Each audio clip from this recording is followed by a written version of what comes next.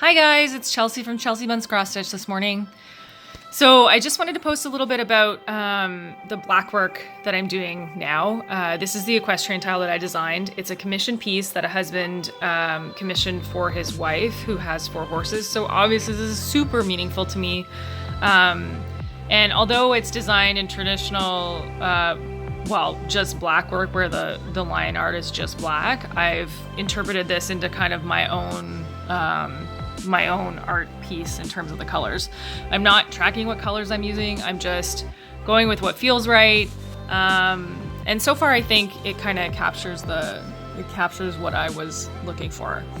But yeah, I've received a lot of questions lately about how I do the backstitch, my blackwork, and how I get my lines so straight. I don't really think that my lines are straighter than anybody else's. But it's a fair question, and part of my mission is to make videos and content that you guys can use that helps you in your stitching in whatever that way that looks like. So some of you just enjoy the videos because you get to watch somebody else stitching, and some of you really take some things out of it. So over the next little while, I'll continue to post hopefully videos and more videos of my stitching and a whole bunch of videos about finishing.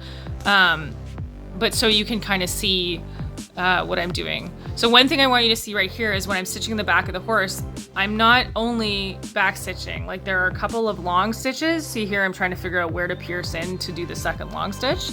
So one big thing is that the pattern is just a suggestion. Of course, I'd love it for you to stitch it exactly as charted, but if you, for instance, those stitches are charted, you could do them in back stitch or you can do them in long stitch. It's whatever you think will make the chart look better and make you want to hang it on your wall.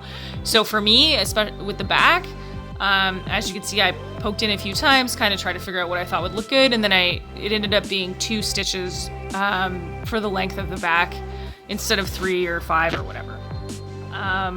So yeah, it doesn't necessarily, like, it's an art form, right? So it doesn't necessarily have to be, quote unquote, by the book. My designs are definitely not traditional blackwork, if you haven't figured it out. They are not reversible. So really they're like line art with backstitch. And one of the things that I say, and I have it written in all of my charts, is that I really want people to put their own spin on it. So use colors that you love and connect stitches where you need to connect them so that it looks good. Sometimes the software limits me in terms of if I can't have fractions of a fraction of a stitch.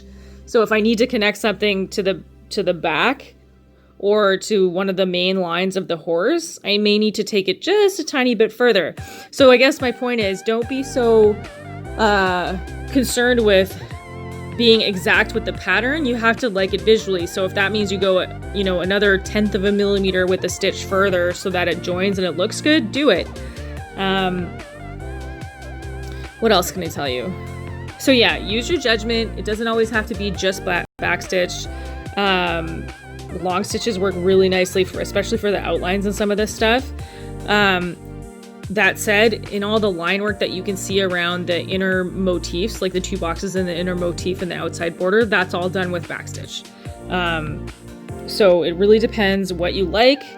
There are no real rules. What else can I tell you? I'll say that this tile has taken me probably about 10 times longer than I ever thought it would. I knew it would be quite the stitch. And I always underestimate. I always think that it'll take me less time than it does. So if you ever commission a piece from me, just tell me it'll take 4 times as long as I tell you and we'll be good. So I've been working on this for quite a while.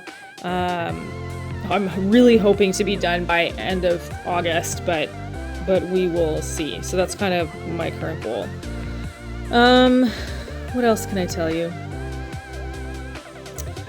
So the other suggestion is I really highly suggest using even weave or linen, ideally even weave,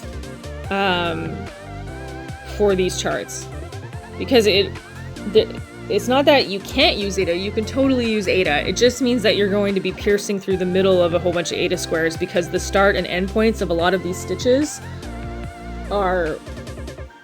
would be in the middle of an Aida square. I posted a little handy photo a little while ago, a few days ago, I think, on my Facebook. You can take a look, and basically it shows you the difference between even weave and Aida. There's really just more holes in even weave, which gives a Blackwork designer and stitcher more options in terms of where you put your needle in and out.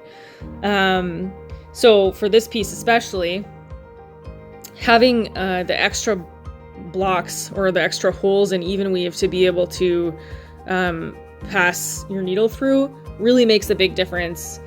And I think I think the whole piece will turn out a little bit nicer on even weave, just because of that flexibility. I think that's probably about it. I will, like I said earlier, post some videos of, I'll probably stitch an ornament for you guys, and I'd like to do it like this, time lapse from front to beginning, so you can kind of see how you start it, how you frame it up, how you stitch it, and then we'll probably do a finishing video too, but in the stitching part, you'll at least see how the lines are done. The other thing is, you can see the Blackwork pattern that this horse has in the middle, the bigger squares with the little squares. So like I said, if for whatever reason this motif doesn't go to the very end or of a line or whatever, adjust it to make it look like you want it to look. This is going on your wall, not mine, right?